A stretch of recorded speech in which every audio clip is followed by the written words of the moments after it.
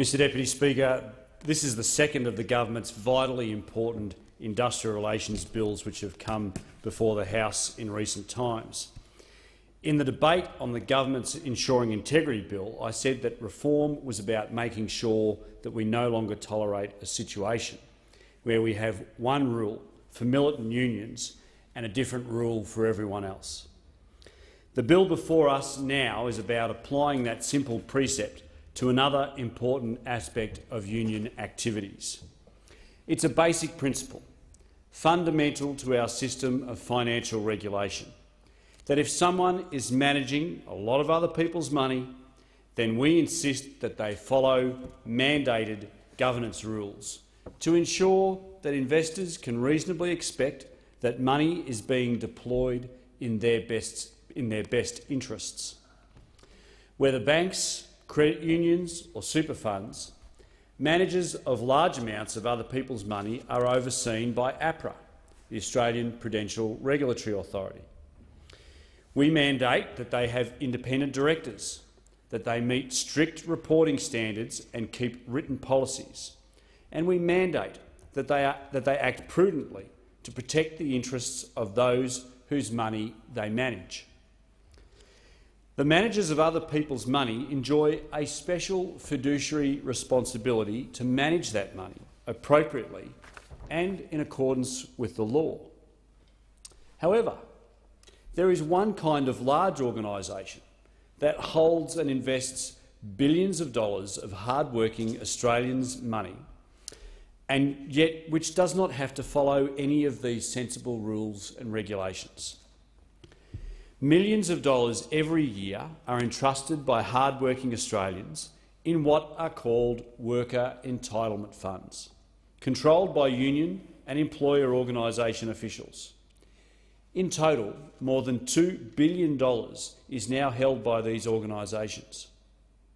The money for these funds comes from employers who are forced to put in as much as $100 per employee per week. As much as 30% of enterprise agreements compel payments into funds just like these. In the case of that most unscrupulous of unions, the CFMMEU, the figure is as high as 60%. Now, I wonder why that might be, Mr Deputy Speaker.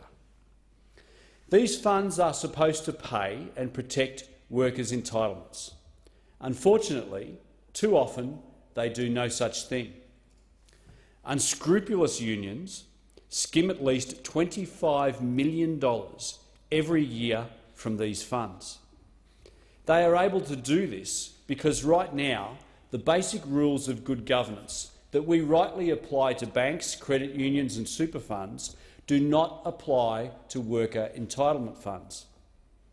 Worker benefit funds do not need to be managed by trained professionals or even by people of good character. They don't need independent directors, they don't need to be transparent or provide even the most basic of reporting, and they don't need to state in writing what their policies on investments are. Deputy Speaker, there is no legal requirement for them to act responsibly, to use workers' funds in the best interests of the workers, or even to tell them where their money is going. In the absence of this regulation, workers' benefit funds have too often become another murky realm of union secrecy and dodgy practices.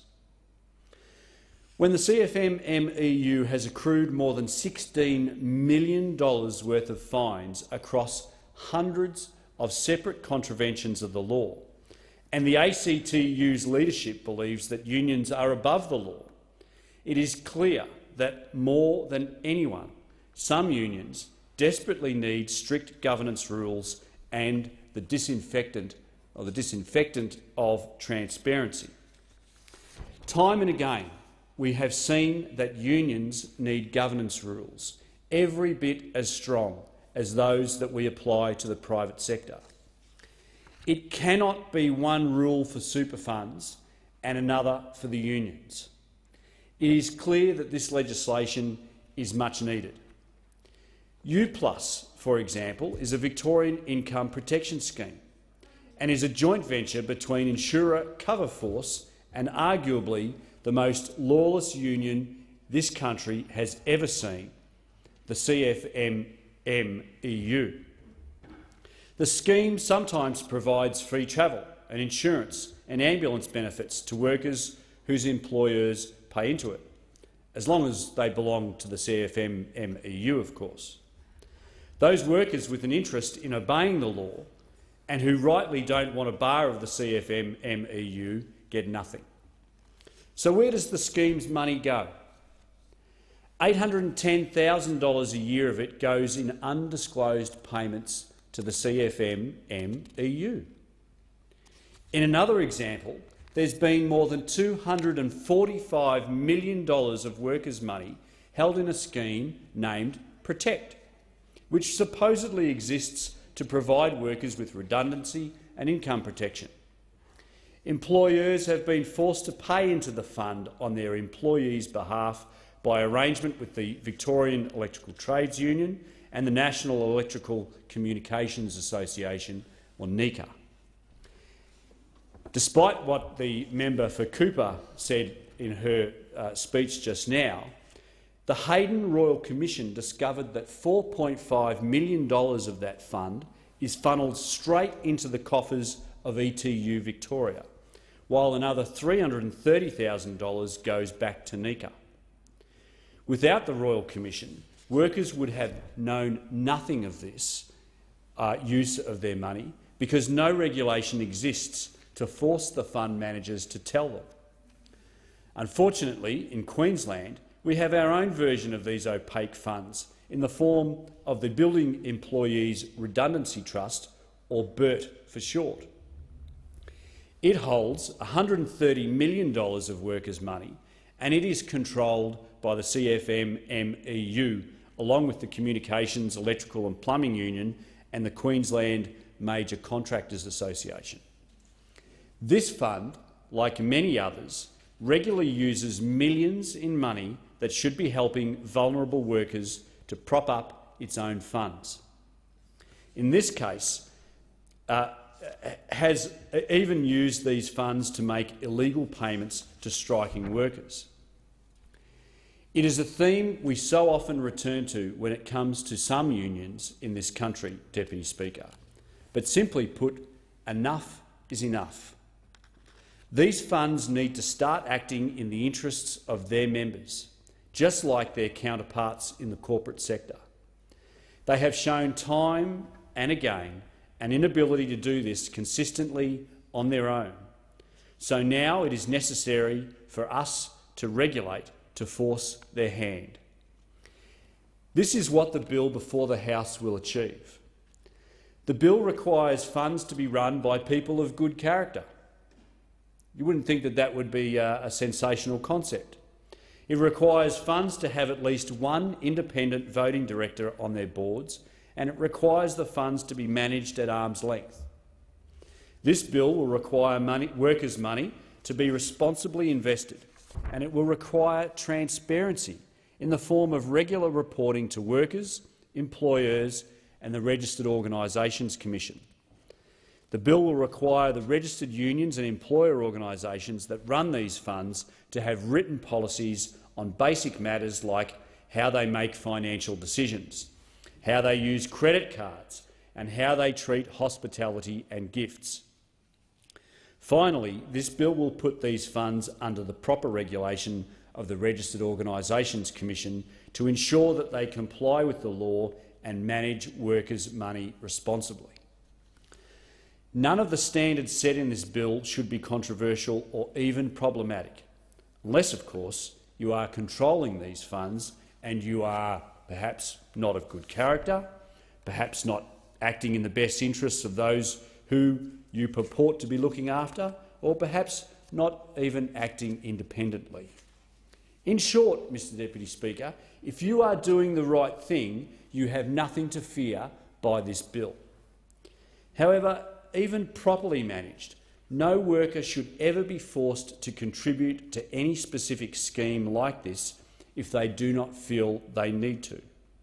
So this bill ensures that enterprise agreements and employment contracts cannot include terms that force workers to contribute to a particular union-approved fund. It is simply unacceptable that unions put pressure on employers to contribute to specific schemes that are not in the interest of workers, nor is it acceptable to force workers to participate against their will. As we've seen to date, this pressure has too often been needed precisely because those schemes were to the direct financial benefit of the union. It is wage theft, plain and simple, and this bill will stop it.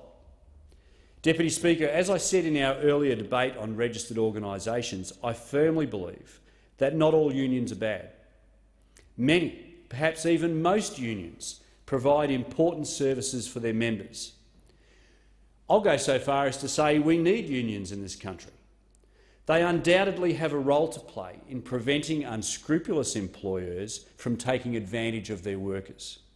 I don't oppose unions, and neither does this government. What we do oppose is illegal conduct of unions who continue to break and flout the law. We oppose unions who flout the law, and we oppose unions who believe that they are above the law. The debate on the bill currently before the House and our earlier debate on the government's Ensuring Integrity Bill have enumerated an overwhelming mass of examples of union illegality and corruption. There is no doubt that some unions are selling out the very workers in this country that they purport to protect. These unions have proven again and again that they cannot be trusted. That's why this bill also requires unions, employer groups and employers to disclose any financial benefit they will receive from promoting or arranging insurance products or payments to workers' entitlements, training or welfare funds. Workers need to know when a conflict of interest arises.